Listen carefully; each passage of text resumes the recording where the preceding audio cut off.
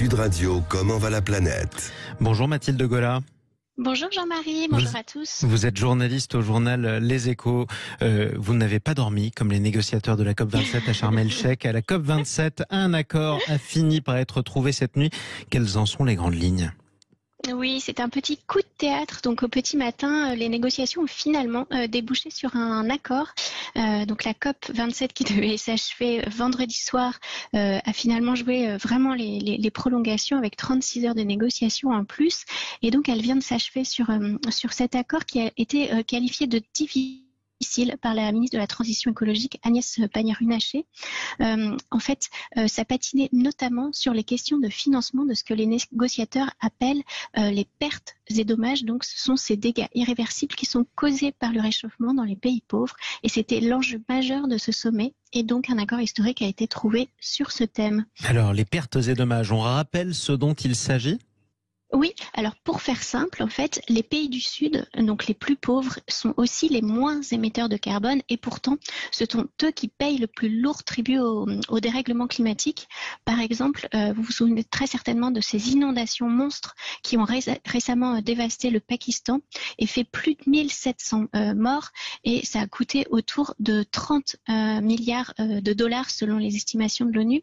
Et contre cette injustice, les pays riches se sont donc engagés cette fois-là à la COP27 à aider financièrement les pays qui sont donc qualifiés de particulièrement vulnérables pour qu'ils puissent faire face à des dégâts irréversibles donc causés par le réchauffement climatique.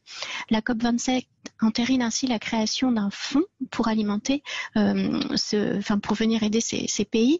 Et cette décision a vraiment été accueillie sous les applaudissements, car elle est vraiment l'aboutissement d'une demande que les pays les plus vulnérables, et notamment les petites îles, faisaient depuis des années, voire des décennies, quoi. Donc ce mécanisme devrait être opérationnel lors de la prochaine COP qui se tiendra donc l'année prochaine, pendant la COP 28, pardon.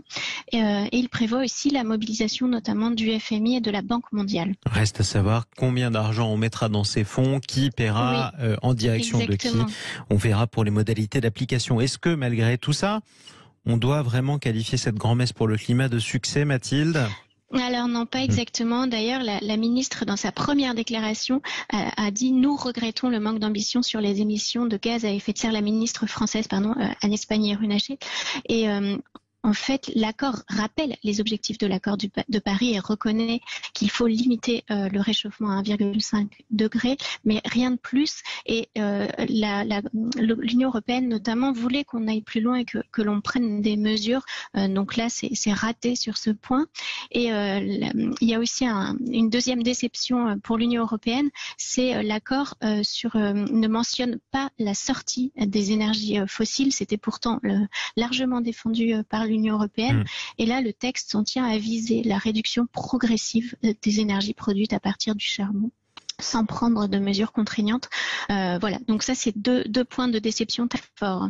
Et 2 points qui sont importants, d'autant plus que l'Europe se retrouve assez isolée sur la planète en étant celle qui a pris le plus d'engagement à terme pour sortir des énergies fossiles. Et les autres ne suivent pas, qu'ils soient riches et pauvres. Du coup, on pose cette question ce matin sur le Twitter et sur le YouTube de Sud Radio, ma chère Mathilde Gola. Est-ce que vous croyez encore à cet objectif d'un changement climatique limité à plus 1,5 degré quand on tient compte de tous les engagements pris ? Vous y croyez, vous, ou pas ?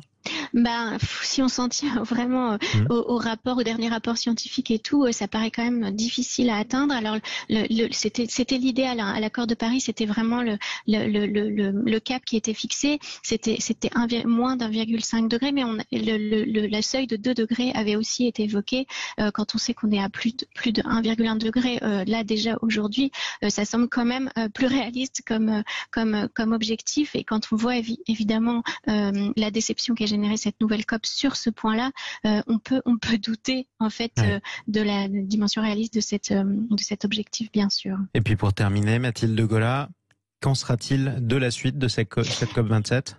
Alors oui, c'est un événement annuel, comme vous le savez, la COP. Donc le Premier ministre australien a fait savoir pendant cette grande rencontre que son pays était candidat pour la COP 31 en 2026. Et on sait aussi que l'an prochain, ce seront les Émirats arabes unis qui seront le pays hôte. Plusieurs pays européens espèrent accueillir ensuite celle de la COP 29 et le Brésil accueillera la COP 30. Ça aussi, c'était une des grandes annonces de cette COP et une des sources de réjouissance. C'était toutes les déclarations de Lula qui ont été fortement bien accueillies pendant ce grand sommet. Exactement, effectivement, c'était un changement de braquet radical pour le Brésil. Exactement. Avec cette alternance, puisqu'auparavant c'était le président Jair Bolsonaro qui avait des engagements climatiques pour le moins modestes en comparaison. Merci beaucoup. Exactement. Mathilde Gola. Merci. On pourra continuer à lire vos analyses dans le journal Les Échos, où vous êtes désormais. On est ravis de vous retrouver dans nos kiosques évidemment, et un prochain dimanche dans Comment va la planète. Sud Radio, le grand matin week-end.